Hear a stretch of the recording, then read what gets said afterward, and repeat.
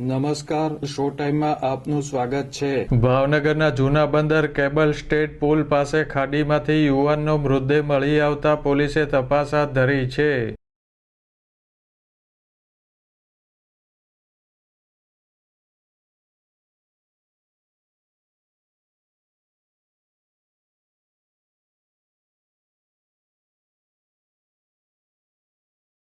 ભાવનગરના જૂના બંદર કેબલ સ્ટે પુલ પાસેથી ખાડીમાંથી શહેરના વાલકટ ગેટ વાલ્મીકીવાસમાં રહેતા યુવાન પ્રિયંકભાઈ લાભુભાઈ પરમારનો મૃતદેહ મળી આવ્યો હતો।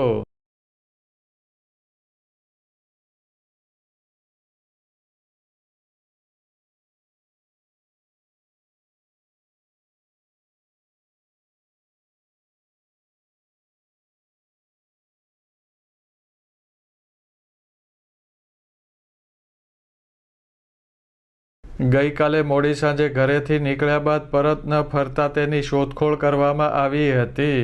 જૂના બંદર પર આવેલ કેબલ સ્ટેટ પુલ પાસે તેમની સાયકલ મળી આવતા પરિવારજનોએ પોલીસ અને ફાયર વિભાગને જાણ કરી હતી।